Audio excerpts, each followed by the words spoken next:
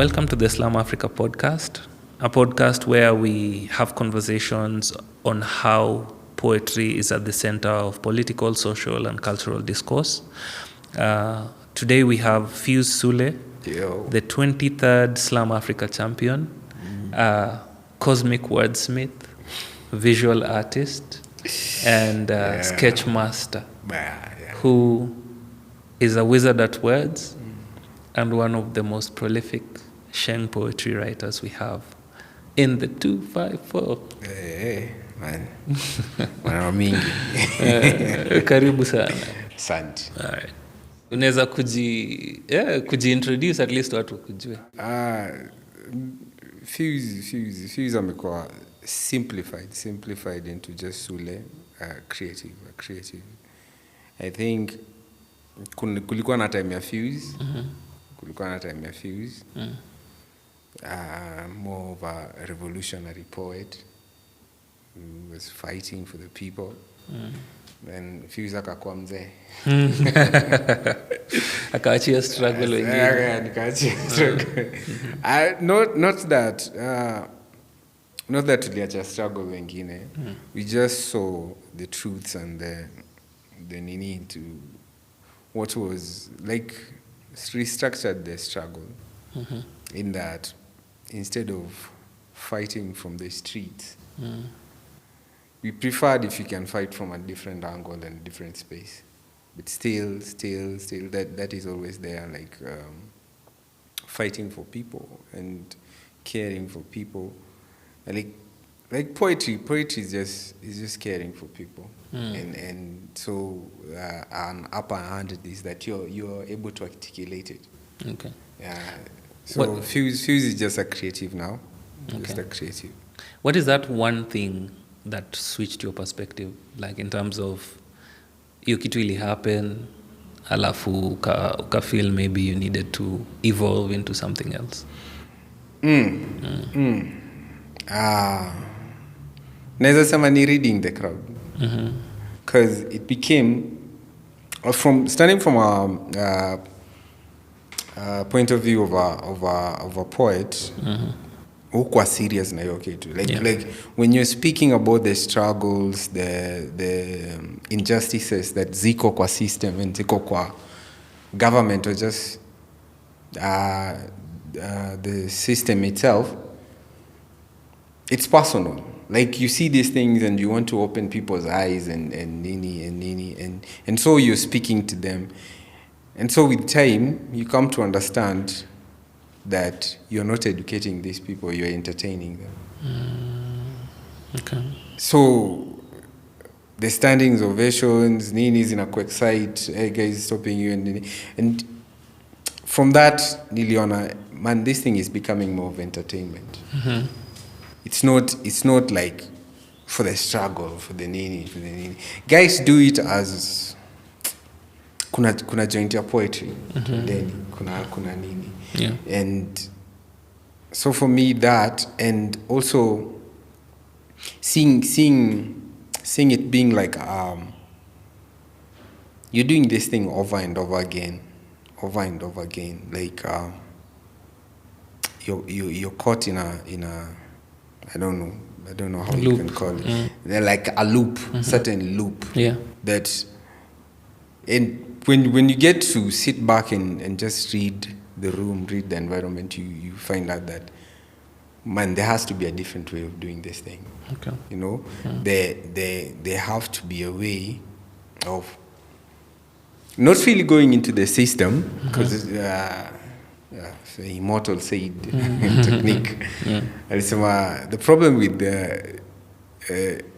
going into the system to fight the system is that eventually the system changes you. Yeah. You become part of the mechanics that work in the system. And so when you look at all these things, the wanaitwaje our manini activists. You found out that eventually, if you look at it from a bigger scope, these people are part of the machine. Okay. That somehow, even them, they're funded to be part of the machine. But do you feel like maybe unaona ni kama when people are fighting for their rights, they need to be broke, poor, disenfranchised, ama you can also fight for your rights kama uko na some sort of privilege. Most definitely. See that you need to be broke, nini no fight for your rights. Like, naeza semaje?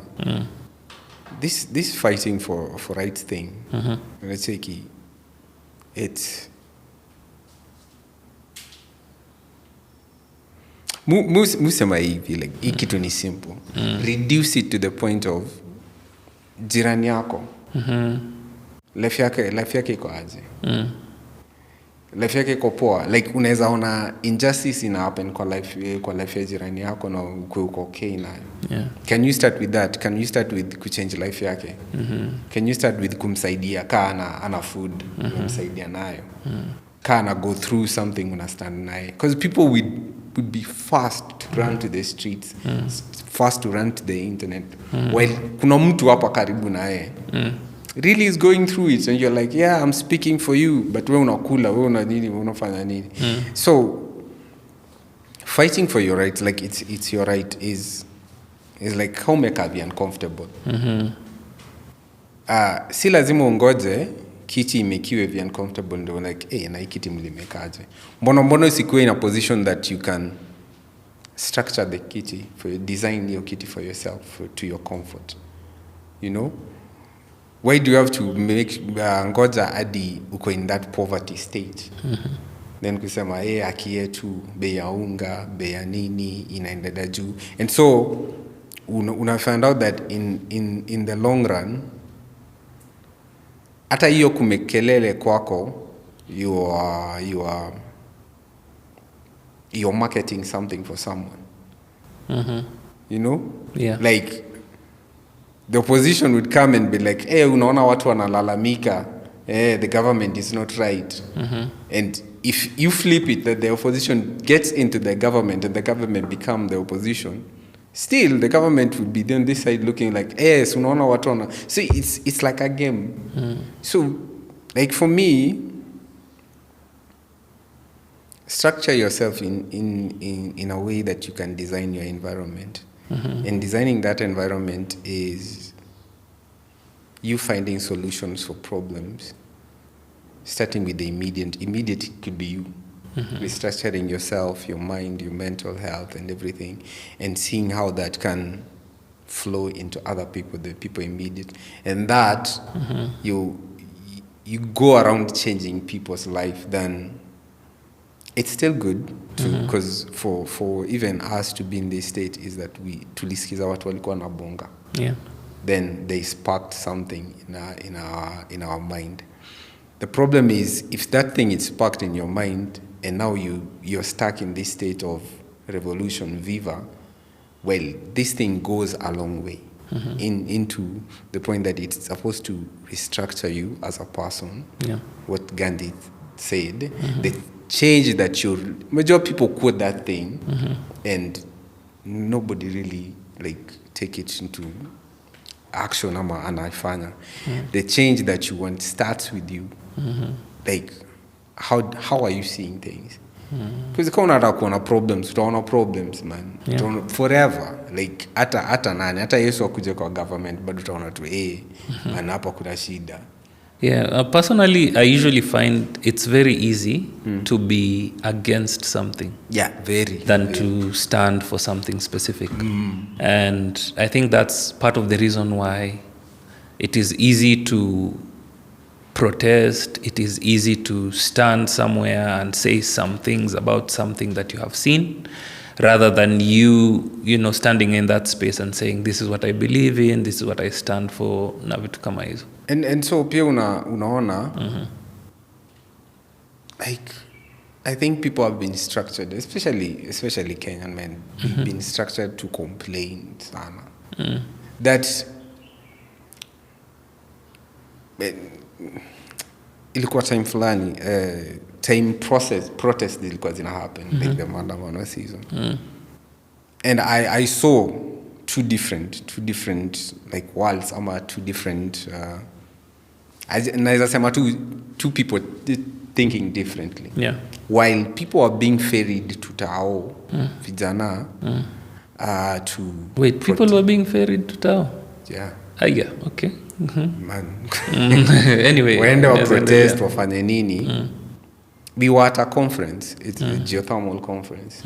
And still there were youth here trying to see how can we make a difference, how can we change. In the same country, the people are complaining. But I think up we want to interject kiasi because niko na sort of like a little bit of a contrary opinion. I know a lot of people who went to the streets not because they were being influenced in some way to get on the streets, but just because a lot of things have not been working. In a country that has been independent for over 60 years, we are still talking about food, we are still talking about lack of education, we are still talking about lack of healthcare and stuff like that. Whereas, every time maybe an elected leader gets an opportunity to go for treatment, you won't see them in a public hospital.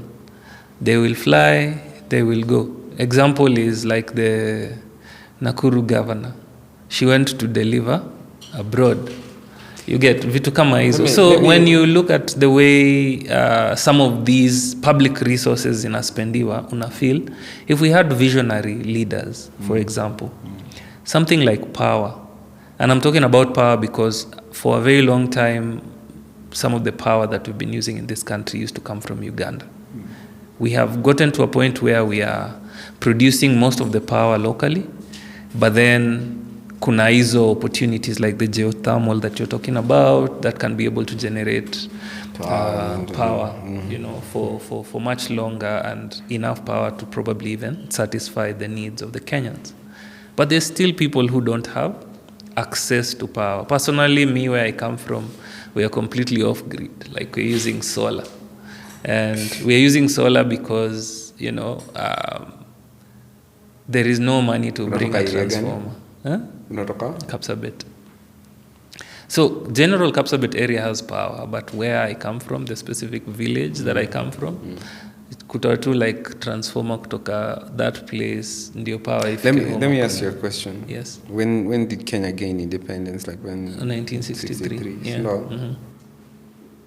Like this conversation. Man, for me, I feel like it's the same. The same. I need to compare a loop. It's the same conversation over and over and over again. Like people saying like, the government is not doing this, the government is not doing this. Yeah. The reason why, one reason why I'm excited about Gen Z is that, especially for the creatives, when the government was imposing things like tax on this, and people are finding loopholes, more like creative ways of doing it, creative way of doing it. Yeah. Like I feel like if the whole country can be like that, like we don't rely on the government, and I don't think there'll be a time a government will deliver. I don't think there'll be a time, especially African leaders. But I'm still saying there's places where these systems work, In Africa. Yeah, even in Africa. In Kenya. No, not in Kenya. But I'm just saying there's places where these systems work. I'm just saying like, where places where the specific elected leaders, or even if they were not elected. No, I'm not pointing at Rwanda. I can't use Rwanda as an example. But I'm just saying like, there's places where you will find like education is free. It is supposed to work. Power, like, electricity is free, things like that. And I just feel like it's the basics. First of all, the government should be able to, just do a self-assessment and see like, what do we have here? What can we provide for our people? What opportunities lie within whatever we have as natural resources? And then we use them. I'm just saying this because sometimes you find, and this one I will just speak, for example, from the perspective of an artist. We get opportunities to go, like, say, for international festivals and stuff. And sometimes you go for an international festival. You're there, you're standing there, representing your country. You've carried a flag. But you had to fundraise from, maybe you took a loan, from your friends, from friends of friends, did gigs, nini, so that you can be able to go. The passport conversation is a whole nother thing. I've had artists who have missed out on opportunities just because they couldn't get a passport on time. After you've gotten the passport, there is visa. Just you being able to get a visa to go to that country. They will ask you for proof of funds. They ask you for maybe 3 months pay slips in advance.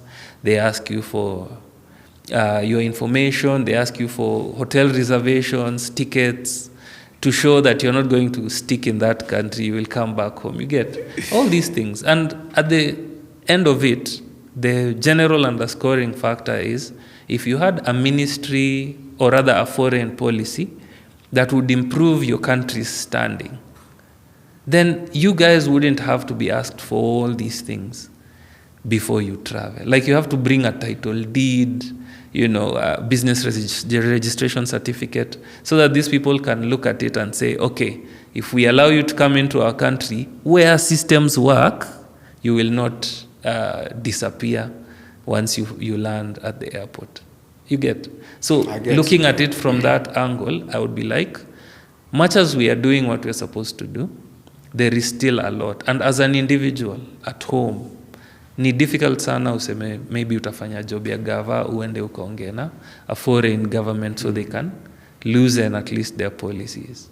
But Wakenya pia avoid the root of it too. Like just seeing the leaders we elect in and out. Like, man, just seeing that. And it's a huge reflection of us. Absolutely. It's not like it's just us. That part I agree. Like amwezi kuwa mnaitisha hii and you keep on bringing the same people who are not giving you what you want. Like, and man, do we vote to complain? Not necessarily. We vote to secure our futures. Lakini a lot of the times unapata we don't have alternative leadership, and then we've made politics so lucrative that end game yamse, like retirement plan ya anyone who's doing whatever they are doing need to end up in politics so they can secure their future. MBA like MBA for black children. Exactly. but in a feel nika tumeenda sana into politics. Let's go back to the artistry and probably discuss a few things about your roots as an artist. What is that one moment yenye maybe uli experience yenye ili kupatia conviction ya coming into this space as an artist, ama was it something gradual yenye ili take time? This is as an art, it'll take time because I've always been an artist, a creative. I'm pulled in by creativity. I'm pulled in by art, any platform that is artistic in any way. So nilianza as ule mse anajua kuchora. So as an artist nachora. Then music. Yeah. So nikiwa kijana hapo primary, nilikuwa nataka kuwa msanii design, hata nilikuwa ready kuacha shule. I remember my dad has to talk to his boss. Yeah. And the boss had to call Ted Josiah, and Ted Josiah had to convince me on phone. Yo, kimaliza shule, we'll record. Wow. that was like, hiyo ndo kenye ilinikeep shule. But by the moment nilikuwa namaliza, my dad had passed on and all that stuff. But so hiyo usanii ilikuwaga tu. Okay, so usanii ilikuwa, but at the same time I'm an introvert. Okay. So umejua usanii iko so much out there. and so unaangalia wasanii uko kwa stage uko kwa scene and I'm like na hizo siku kuwa na Spotify. So sitaki kwenda so much into that limelight. So I remember nilikuwa Kisumu. I remember coming to Nairobi and my bros telling me like, yo, there's this event iko Junction Mall on Tuesday. It's just a poetry event. And we went, and so a Junction, before the artists would start performing, there would be Def Jam poetry being played. Yeah. And so for me, it was like still being in a place of creating art and usanii, but it's subtle. Nika introvert ya entertainment industry. Uko background, but you're still speaking and so ilipataka niko hip hoped sana. The hip hopedness ilikam kitambo kwa the beat. I think I just resonated with hip hop. And Mwaf akianza ilikuwa inaitwa before it was Ghetto Radio, ilikuwa inaitwa YFM. I think YFM. Kitambo. Yeah. When the joint. The joint. So and it resonate now the type of music, the way it spoke for people, the way it was raw, the way it was authentic. And so from there nikaanza tu resonate na underground hardcore hip hop. Like there were mainstream hip hop, but nilikuwa tu kwa sana mtu anazi CJZ Tupac, si Biggie. I was in that nini. Okay. So that's how. So coming into seeing poetry was like, man, this is that thing that na relate now. Okay, but then it's spoken. Yeah. Spoken word.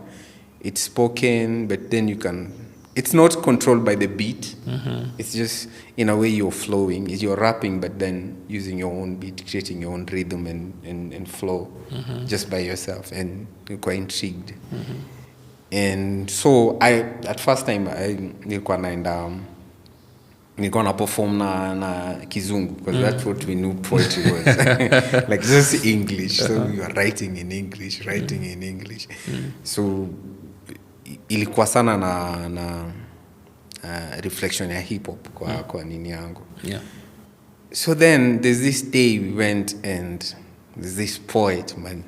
This poet akidu poetry yake na Kizungu, man, guys, ulikuwa unapotea, because just the names he was mentioning and things he was mentioning, alikuwa anaitwa Samo Almighty. Samo Almighty. Man, Samo was dope. Samo was on another level. Yeah. He had a sister also who was doing poetry. Daisy. Band. Daisy's poetry was dope. You could understand. Samo was just cryptic on another level. Yeah. And this day, man, Samo came and he did a tribute for Koflani, Mau. Yeah. And did it it was a mixture, but he did it also in Sheng. And man, I was intrigued, man. I was like, yo, naeza andika hii kitu na Sheng. Poetry. Yeah. Hey, went back, and that time it was every month. First Tuesday of the month. Poetry at Junction. Hosted by Imani. Shout out Imani. Yeah. So, man, I went back, wrote. So, I didn't write about a tribute to Ukoflani. I wrote about hip-hop. It was just like a hip-hop love poem. Do you remember any lines from that piece? Just a line. Like, it's like colors za shaka zinapaintiwa na color mashaka, something like that. It was something like that, but saizi nikiangalia hizo bana hizi ni ujinga. Hizo corny lines. Saizi naangalia na corny lines, but I remember coming and it was a short piece. I think it was a very short, not that very short like haiku, but just a short piece. And I remember doing the piece, man, and the crowd went crazy, man. They connected with it. Yeah, they connected with it. Because you're just speaking about how hip hop speaks. Like nilikuwa fan wa hip hop, and I found out a way that I could speak about it. And from there, it developed into speaking for people's rights. Okay. But just maintaining it in Sheng, because that's how. Naweza sema Sheng poetry ilianza na Samo Almighty, because he inspired it. But he just did that one piece. But me picking it up, doing that hip hop piece, and seeing the crowd reaction, like people related to it with bias, and I was like, whoa. My bro was like, hey, Buddha, full house. Like the crowd ilisimamaka yote. And ilikuwa like a cinema. So imejaa huko. And that was dope. And I was like, I just picked it up. Now I'm going to do my poetry in Sheng. Yeah. It wasn't pure Sheng. It would mix, but ilikuwa Sheng ndo root yake. So, and I think that's how Sheng poetry came to be. The name Fuse, actually, it was something that I decided. I was sitting, my brother like, so utaitwa nani? I was like, hey, Mrs. Utaitwa nani? Nafikiria some like, amudu vitu mingi, sindo? Fusion art, sindo? Fuse. Apple on the spot. But then Fuse stick. I like it. I liked it because it defined fusion for me. Though people never understood, like yellow fuse a steamer. It's like short fuse. Okay. At some point I got tired of explaining, so I was just like, Alright, now do you feel like family will contribute towards, your artistic journey in a way? Because you mentioned that your dad at some point organized akapigiwa, and then your brother was my dad understood me as an artist, and as a creative. Alikuwa creative pia? He was a writer. Okay. Though he wrote just one book, he was good in English. A book? I think that's why he was good in English. So, but naweza sema during his time, vituka writing wasn't something big. Yeah. It wasn't something big. I swear kangekuwa in this time and age, angekuwa very renowned and good writer. But he managed to actually write a book. He never published it. It was like in naweza sema zile ma A4 papers, and he gave me and told me, hey, bebu soma kitabu nibe. It was a dope book. So he had that creative aspect in it. Though the art nini come, I think it's in the family because I have an uncle who's now an artist. An artist. Visual artist? Visual artist. A dope painter and everything, even graphic art. Yeah, so I remember drawing my dad. Alikuwa on a Saturday, and alikuwa anafanya vitu zake za job, like just minutes, writing minutes and nini. And me sitting at some angle, and I thought like, hata ni sketch umse. And I did like sketched him up or kampelekea, man, the guy was mind blown. Alikuwa and there akanichukua akanipeleka kwa wangu akasema, hey man, shikilia umse mkono. Never leave it. That never nini into anything. Because I think so many factors. Then family-wise, my bros. I have a bro who's called Benjamin, shout out, and Jera. These are the guys who really push me in the side of poetry. Well, any of them poets? No. Benja became a poet because I was a poet. You know what I'm saying? But he's a dope drummist. He's a very dope drummist. He's good with the instrument, guitar, flute. He's good with it. He's a creative though.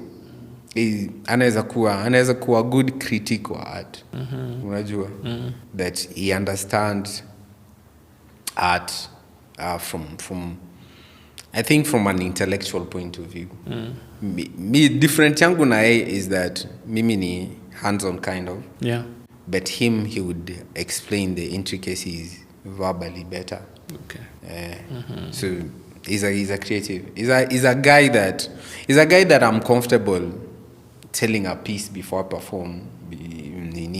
Okay. Before a crowd. Critique, yeah. To critique, because ataniambia maukweli, ataniambia hapa ni hapa hivi.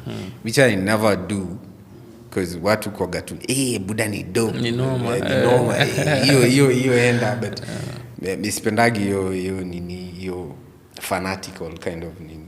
Na nataka mtu anaweza niambia this and this and this, adjust here, that. So my bros push me. They really did. And even art-wise, au ndo aliniambia niende kuna joint inaitwa wapi. Unaweza tokea. British Council, unaweza tokea. They would look for opportunities and tell me if they knew opportunities. At some point pia introduce church. Kulikuwa na band Sakaja alikuwa.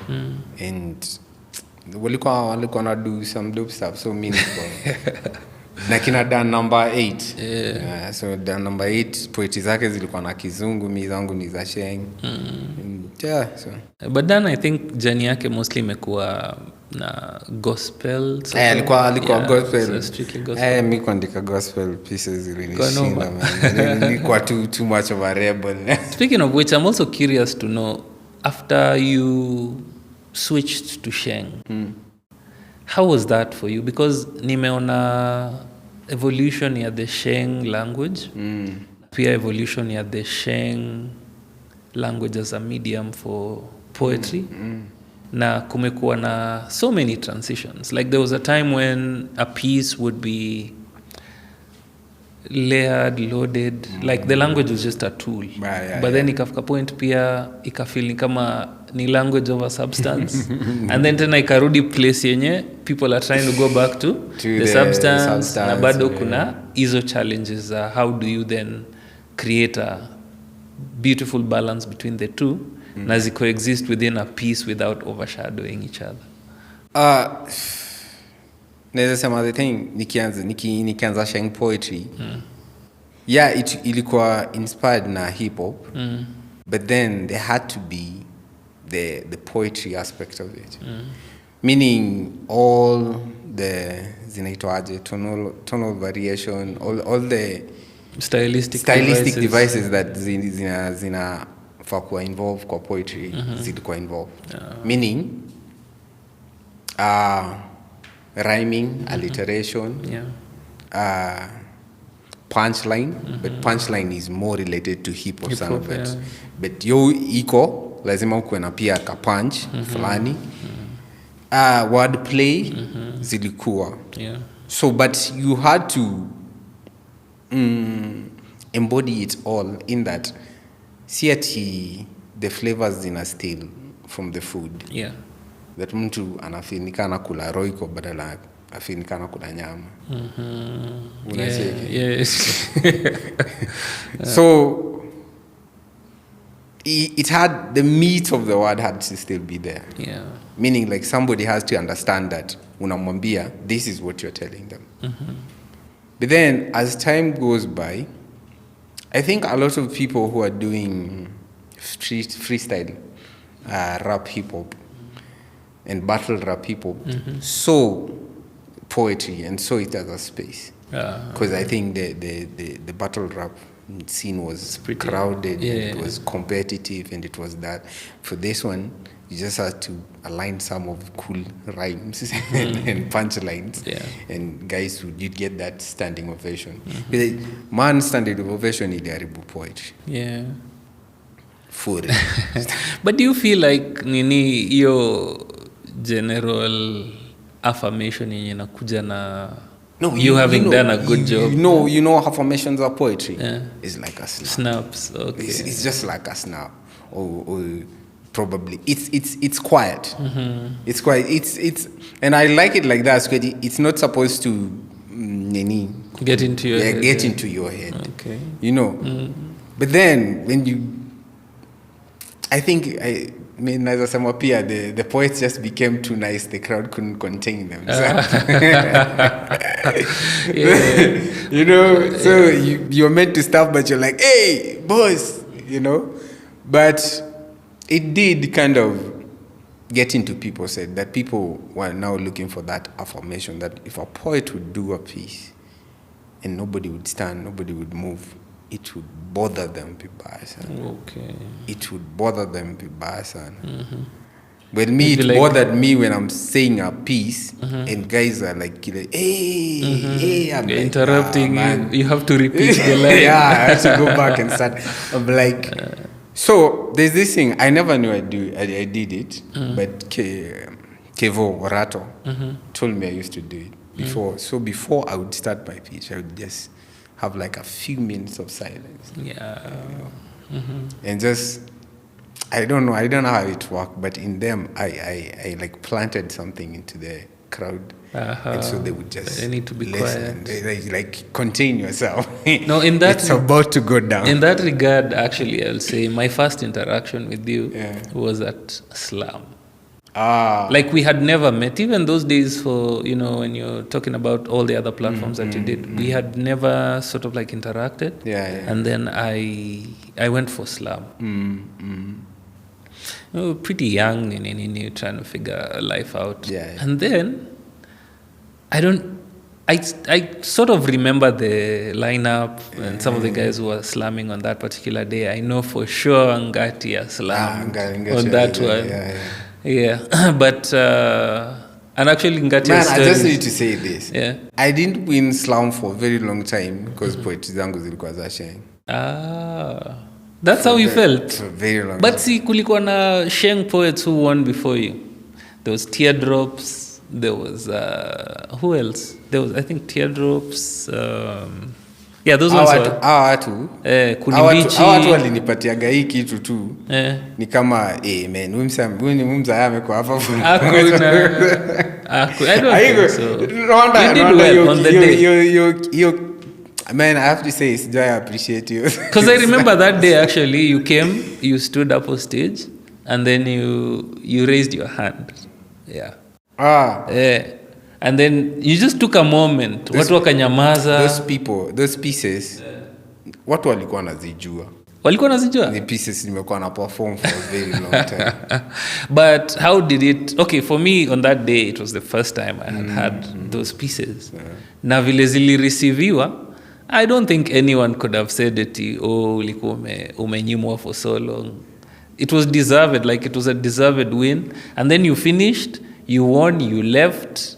You didn't even wait for the announcement. But then pia naweza sema on any of the organizers, man, I was too much a revolutionary. My mind ilikuwa too much. Mind ilikuwa na consume too much of immortal technique. So it was too much of a revolutionary. Yeah. That I think some point pia sikuwa nataka ku get into it because I didn't see poetry as competitive or anything. I saw it as a voice. Okay. So I think me pia nilikuwa stubborn, and I think my bros begged me to join the competition, man. But I was like, man, poetry is not a supposed tool, to be, man. It's like far power to the people, man. Yeah. So I think this time then, kama unasema kina Teardrops waliwin mbele yangu, then I guess at this time nilisema tu wacha basi niende. And anaitwa Acheng also is one of the people who really tried to convince me, like issue and Imani too, because Imani was hosting Junction. So ako like boss, when good side, but sikuoni ile side competition. I'm like, yeah, man, it's not your thing. It's not my thing. Mimi nilikuwa naiona strictly as a tool, as a voice fighting for people. I remember my bro telling me like, Buddha, utashutiwa man. Ikitu King Kaka amesema piece moja anasema life yake iko in trouble. Tulikuwa tuna mention names man. And it was like yeah, but I feel like around that time spoken word was more of an underground movement. Yeah, it was. It was mainstream as it is right now. It was a very underground movement. It was a very underground movement. But the problem is, your time man, pieces mingi zilikuwa jua mahogany sana. Ilikuwa watu wanasikia Marika Badu. I know, man. So it was like, it was that I don't know if that was like how spoken word began. Either poetry are like this, it has like a lilt and intonation. But I think pia your time, I would say it was a good and a bad thing, in the sense of the generally performance poetry ilikuwa, people learned it sort of like from the right people, but then it took time for them to develop an identity for themselves. It did. Just like for me, I learned it from people, and for me to get an identity, I think I actually had that moment. Samo doing it in sheng, doing it in sheng, and that I picked up that. The people, I know a few people who picked up an identity, but at your time, you saying a poet picks up an identity, it was from a piece they did, and they saw an reaction from the crowd, and they're like, okay, this is my niche. You know, I see. There's a guy who just used to come and do erotic poetry, and just the reaction from the ladies, man. So, and I don't know why he was conflicted, because he's seeing me just coming to do just general revolutionary nini poetry in sheng, and then I think he saw my reaction yangu ilikuwa ya kila mtu, but the ladies were like nini, so he was conflicted. He's coming to me like, hey Buddha, so mimi nice andikaje kama we nini.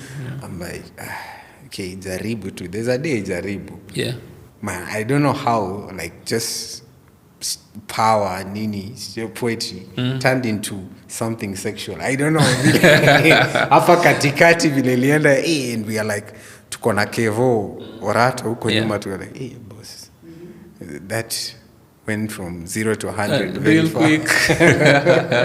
I think that happens to people. Now sometimes actually I would say there's people who come into poetry or spoken word or even slam when they've already done their homework. Like you've performed, you've gone to, multiple stages, you've experienced different audiences. Slam ilikuwa hivyo, because you see people go there, or you've been in the audience, and it inspires you, so you go there with at least unajua. Unajua kenye umeistudy.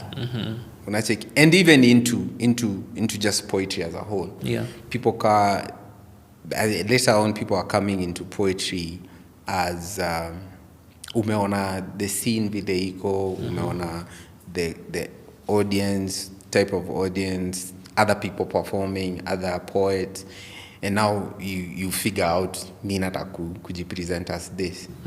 But then ikianza, as guys, we were finding ourselves as you went on. That's how we ulikuwa unajua, okay, mi nitaka hapa. Okay. Niko na swali in regards to sasa the journey in itself. Kuna time yenye momentum yako ilikuwa disrupted. What would you say was the biggest thing? Did you get to a point and feel discouraged? Ama ilikuwa tu, personal struggles? Both, naweza sema both. The discouragement came when, which was a good thing, but discouragement came when ilikuja ikakuwa so more commercialized. Poetry ilikuwa, I think, man, mi ukoga sijui ni kwa aje, mi nilikuwa nimeichukua as a tool sana. But then ilikuwa ikakuja commercialized, that even poets ka sisi tulikuwa tuna complain, boss, I think watu walianza notice ni aje event organizers, poetry event organizers wanna make money, but CC as the poet we're not making any money. And it was an awakening. Nasema ni ilikuwa kitu poa. But then for me personally nilikuwa nimeichukua as a tool sana. Okay. Hiyo naweza sema ilikuwa more of a personal thing. So I saw it going that direction and I was like, do I really want to be a part of all that? All but that? At that time, was there money in poetry really? Because according I to never used to. According to that time, man. According to that, because I did at that time. Nakumbuka I did a couple of gigs that did get 10K. At that time 10K was a lot. That was a lot. Yeah. At that time kiambia mtu niaje niliperform nikapatiwa 10K. I remember and that was thanks to Dan number 8 Mwangi. He organized a few gigs that were organized by Nation Media. That I remember one was in Safari Park Hotel. The other one was a TV, like a Christmas TV series. Okay. And beach to nilikuwa struggle man kuandika Christmas pieces na sheng na revolution na revolution. Watu wanajua tu Christmas ni chapati buda saizo any revolutionary una question hata hii kitu ya Jesus kuzaliwa 25th ukalega you are say but do imekam so una scribble tu kitu una play along so niliona kulikuwa na gigs kai hizo but most of the gigs ilikuwa unapatiwa transport na hiyo transport ilikuwa kai mngepita saa 2 man ilikuwa unapatiwa ka transi kitu tu unaweza sema so the poet felt there was injustice and so kukakuwa na a form of disruption. I think poetry was just evolving where the poets start becoming event organizers. Each poet cliques zikaanza kuform and nini and you find some of your friends, some of your watu wana separate and so our AC tuko huko and they were your friends at kwanza so you're like hey man sasa nianze kufa so I just withdrew and then also life happened.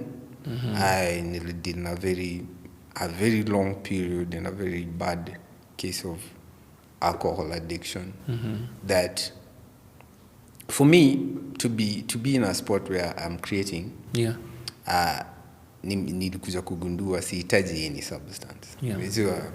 Kumbuka mwero fulani akauliza hey buda si wewe ukishavuva bana hizi mamistari baba buda nikiwa under any influence siwezi create anything. So me creativity yangu yokoga when I'm purely sober. That's when I can do an artwork, a painting. I can come up with the lines and nini. So that addiction really stole major, like just writing, memorizing my lines and just being insecure on stage and self-esteem. Ili mess up vitu mingi sana.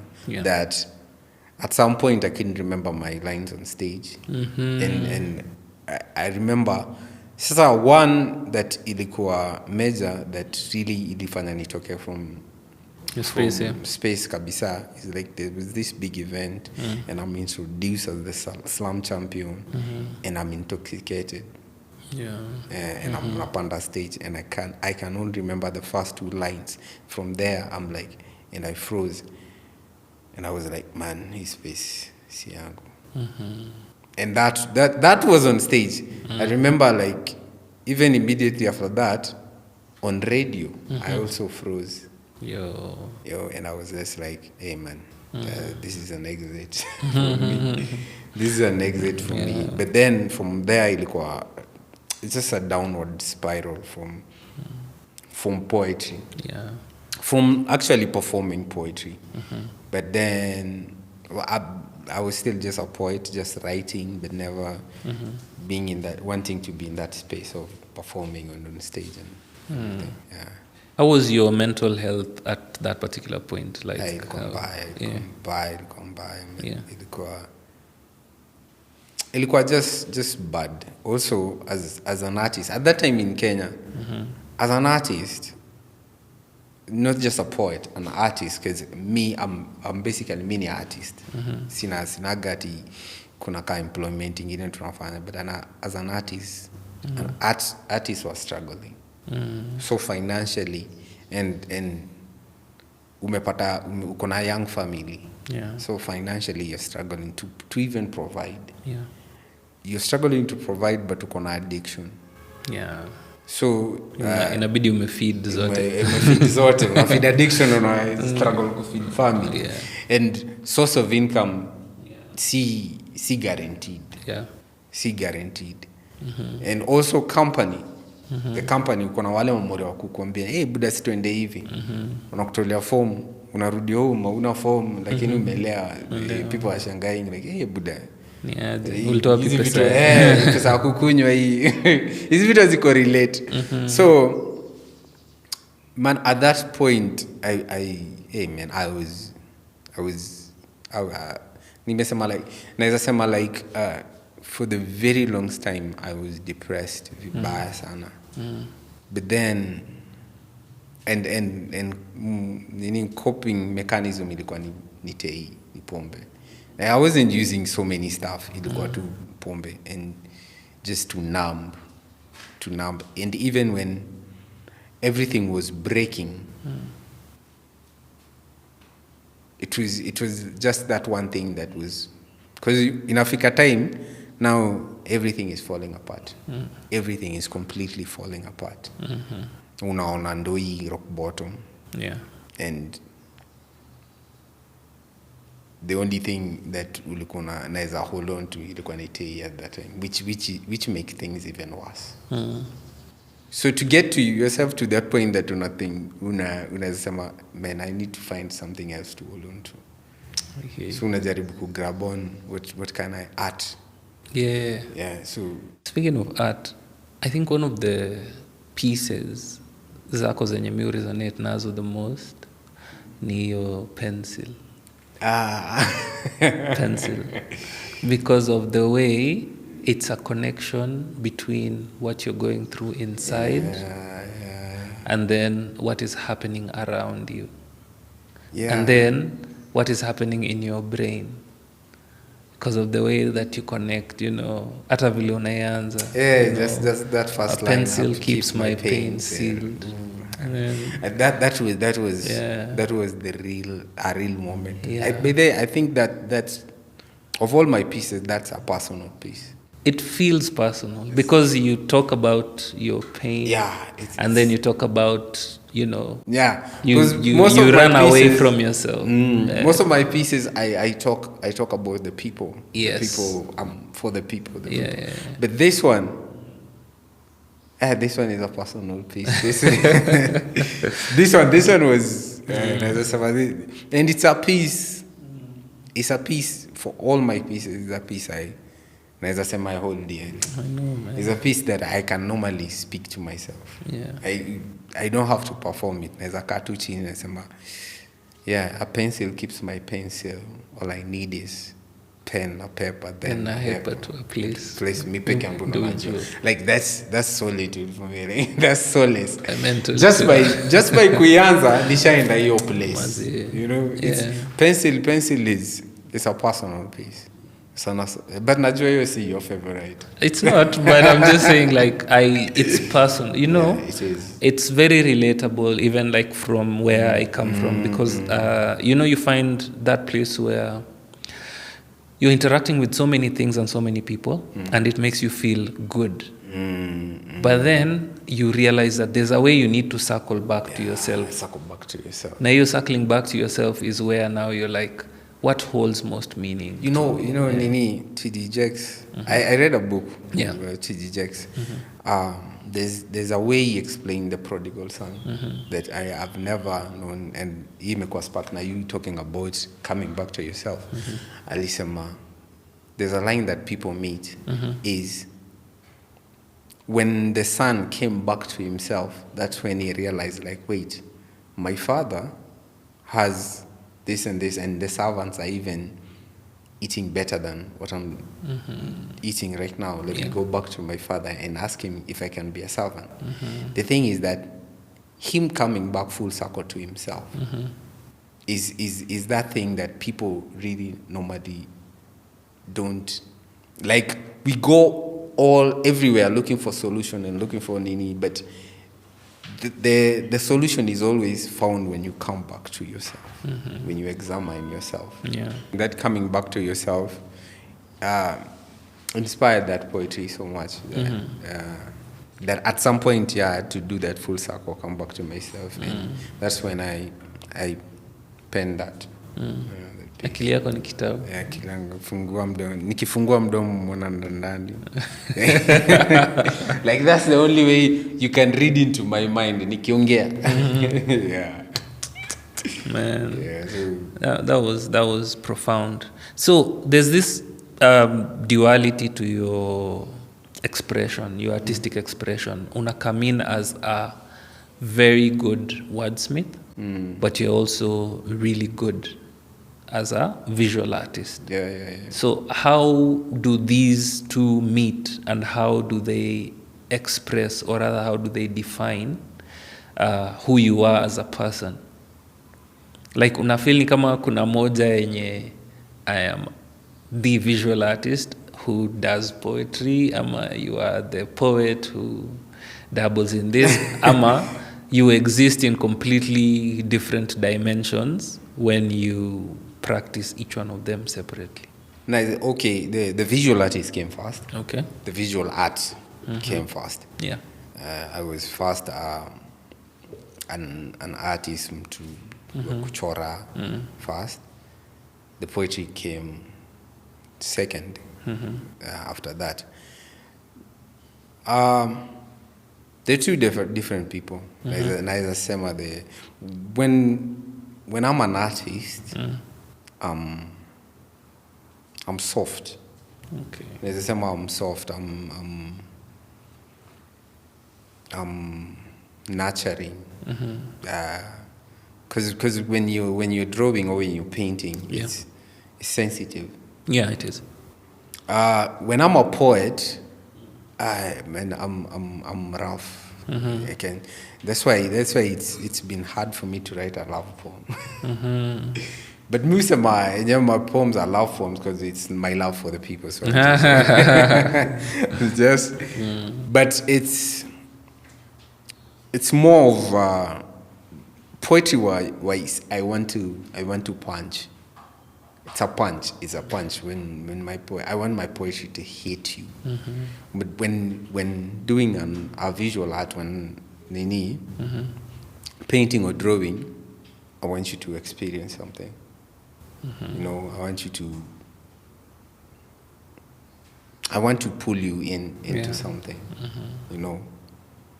But right now is when I'm feeling like even the poetry is becoming more of, I think it's me just maturing up. The poetry is becoming more of, I also want to pull you into something. I think the poetry is maturing into an art now. That when I think of writing, I'm thinking of painting something. I'm thinking of it as a piece, as an art piece. Like, if I spoke a piece, can I, or if I drew something, can I articulate it in words into a poem? Yeah. Or if I wrote a poem, can I paint it? Can I draw it? I think that this time is when they're coming into marriage. Yeah. To see if they can be one. But I think that took me a very long time for me to mature into that. I see it as me maturing into just this holistic person who can do both as one. Okay. Both art and poetry. Yeah. And are you writing now? Kwa hiyo space ama the writing, the poetry is always there.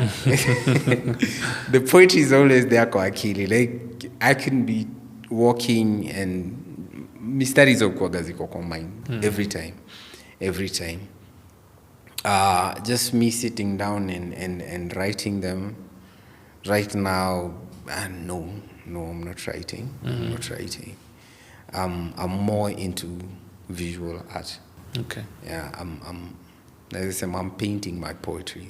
Okay. I'm painting my poems and drawing my poems. But there's a conversation we had that it was like, to see how the writing can be an art. Okay. Yeah, which I'm considering. You are actively pursuing. Let's not put that on record and then not okay like, zile paintings where they tunangoja. Ilikuwa dope idea that ilifanya nifikirie that can be nice. So ilikuwa dope conversation that I think we'll pursue it and see where inaweza tupeleka. Yeah, for sure. I have a couple, last quick fire questions. So if you were not a creative or an artist or a poet, what would you be like in an alternative reality? Hey, boss. Was there that like one thing unajua when everyone is a child and they want to become a pilot or something? Those are African children. Did you ever have something I think ningekuwa na hiyo nguvu ya kusoma, ningekuwa lawyer, just to argue things out. I see what you mean. Just to argue things out and stuff. Yeah. Because I always have this thing of seeing things from looking at things from different perspectives. Yeah.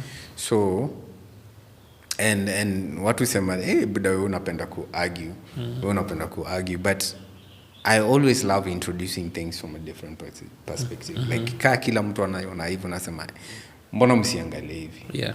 Mbona msione hivi? So I don't know where that can itanieka. Ile tukiulizwa tukiwa watu unataka nilikuwa nasema lawyer. Zilikuwa 3, lawyer, daktari na pilot. Yeah. Ulianguka kwa hiyo daktari nasema bana Mr. Deal na hizo mwili za watu. Pilot just fly, enjoy the world, see the sky from up there. Okay. That's interesting. Yeah. Alafu for you, what do you feel the future of poetry? Let me say future of Kenyan poetry and probably just globally. What do you feel the future of poetry will look like or is, and what is your role in that, in a way? Because I'm also coming from a place where you are part of the revolution that came with breaking convention and writing poetry in a different language, and then now breaking it further into making it cryptic and very layered in that language. Basically just expressing yourself with the mastery of the language in a very poetic way. So are you going to recede into sort of like a mentorship role? Kama we ni wale watu wenye utakuwa like introduce something different? Yeah. Future of poetry. The future of poetry in Kenya, I think iko na hopes. I've been Slum have a TikTok page that you post your stuff. Most of them are like can I say I just scroll past.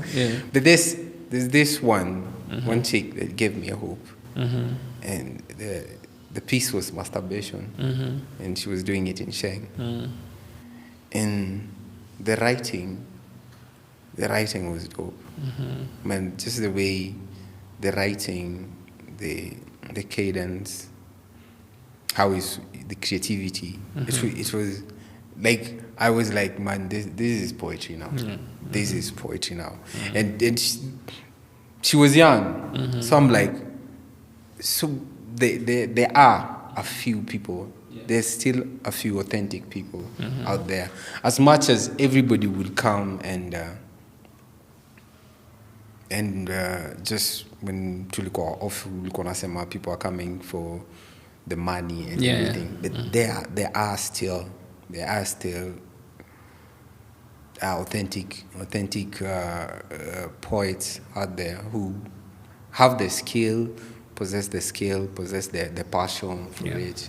Wako, ni a few, but wako, and so for that, I always think at the end of the day, fake things and fake people always, so lifespans zao zokuwa short. Zokuwa short ni it's like zokuwa fad. Zinakaa but sometimes zinahit alafu, but then the authentic, the real stay for a very long time, work on a longevity. And so I just like after time kutakuwa na that cleansing it happen, and the real will stand, and poetry will be back to where it's supposed to be, or will be higher. Because hatuwezi sema, also I take that back, so sema back to where it's supposed to be, because this thing is supposed to grow. It's not supposed to grow down, to regress, grow back. It's supposed to kuenda mbele. And so inaweza fika place, us guys, we are looking at it and we're like, man, we're proud we are part of this. You know. And even us as tuseme old timers, some old poets, tuko in a place to encourage the new generation, to encourage the new generation. Saizi, see, I find it difficult kana is up on the stage and but naeza do in a different platform. Naeza do poetry. But because to work on platforms to see Absolutely. where we can do poetry, but that's not in a fanatic crowd sort of setup. But we can encourage the coming generation. We can be part of that machine that inaichunga, inaipatia direction that this and this and this, try this, they go toward this direction, nurturing talent, coming up with organizations and platforms that appreciate real authentic poetry.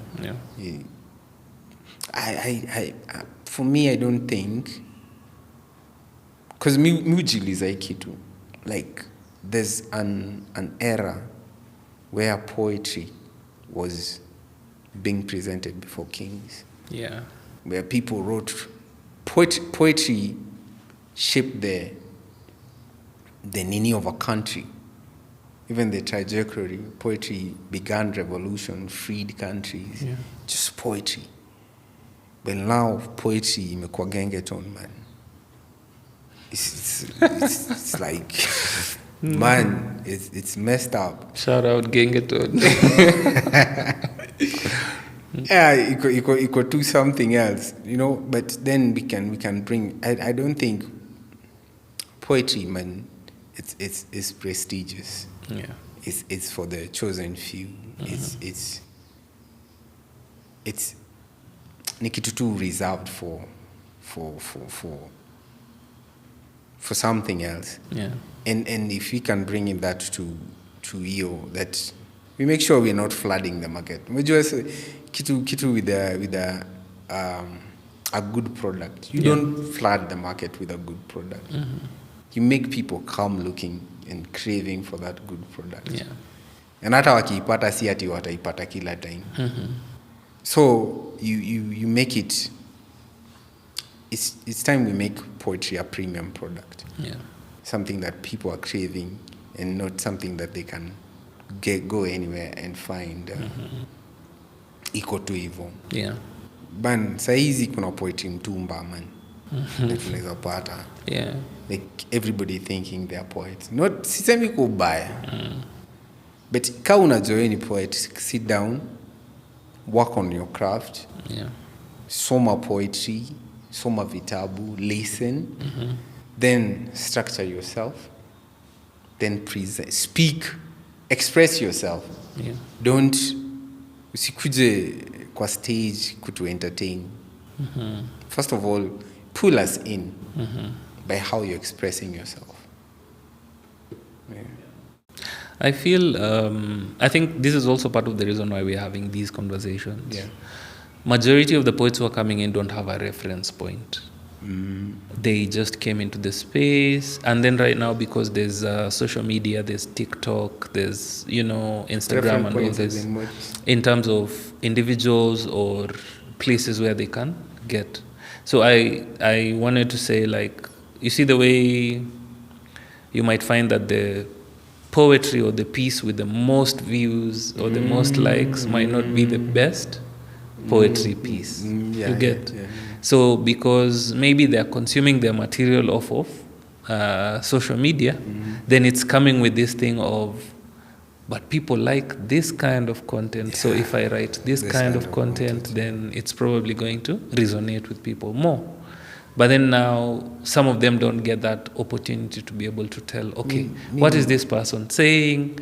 What is this even poetry, in the first place? Because there was this time when there was a lot of poetry who were doing motivational stuff. Yeah. Like if you wake up Many in the reasons upon morning, poetry, da, da, da. especially the Kenyan scene, when people, when poetry couldn't stop standing on its own, Yeah. that you had to have a band, music, and Nini, Numa, and it would be like music and poetry, Nini and poetry. It's something and poetry. Yeah.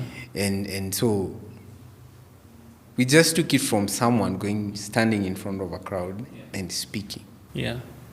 Like that in itself had the music, had the art, had everything without a band. Like poetry is rhythmical. Yeah. It has its own rhythm. It has its own sound, its own music. When you just speak, it stand on stage. You can just be speaking, and it has its own flow. Yeah. If that inaweza rudishwa, then poetry would stand. Poetry inaweza tumika commercially pia, but oh man, I guess ni place where the world is going. Okay. Because hatuwezi deny hiyo, the world is changing as a whole. But me nataka tu poetry to reserve. Yeah, but poetry pia can be consumed differently. In different spaces. In different spaces. Unapata the people who used to write, especially literature people, they view performance poetry as an adulterated art form. You get already they feel like you're already breaking convention. By the time within the performance poetry space we are also trying to alienate and do, we are already on the other side. Even us trying to take it from English to exactly. Sheng, you're breaking conventions still. Conventions, better way to put it. So as in let it. Umejua inafika time unaangalia tu vile mtoi ana grow. Hakuna kenye unaweza do. Huwezi mfungulia kwa key place that way remain at this age. True. So let it morph to whatever it is that ina morph into, and as long as we are to make sure we are giving it direction. In a way that ataka ina grow iko na structure fulani. Okay. So nitauliza ile swali yenye interviewers wanauliza. So what would you, for example, if there was someone here who wanted to slam or wanted to perform a piece and you had the opportunity of talking to them a week before they did their performance, what would you tell them? Hey, first kabisa be you. Be as authentic as possible. One thing poets do is you want to step into the crowd's energy. And that takes from a poet. One thing I know with poetry is supposed to pull you into my energy. So for anyone who wants to perform, stand there, command authority. I'm expressing myself. This is me, this is my point of view, this is what I think about this situation. I'm shading a light on something in this. Like just stand with your word, stand with whatever you wrote, because people get swayed easily by the crowd. That's why we look for affirmation from the crowd. How did they react to that punchline? How did they react to that word? How did they react to this and that? Bring them so much into what you're saying that they so get lost into it. When you're done, they don't realize you're done. Because there's that magic in when you're done with your piece and you're walking out of the stage and there's a silence before guys come back to their senses, like, whoa. It's a spiritual experience. It's a spiritual thing. Yeah, guys are just soaking in that and just, man, hizo vitu wamesema. And that's how you build your brand as a poet. That's how you build yourself as a poet. While everybody else would go there with with the crowd think, I want to say it how the crowd would want to hear it. Yeah. And this now you're writing with the crowd in mind. Yeah. No, don't write with the crowd in mind. Don't ever write with the crowd in mind. Express yourself. Write with you in mind. And with that, when you do that, when you're speaking this piece, it's so personal, it's so emotional, it's so you that hata hizo kustama nini kwa stage utakuwa nika unaongea tu. Utakuwa nika unaongea tu because you're expressing yourself. So it gives you also another advantage of a stage presence and stage fright. Yeah, it helps with stage fright. Amazing. Yeah. Amazing. I think that's where we're going to close it for today. No worries, bro. That was the Slam Africa Pod. Me. Peace out. Peace out.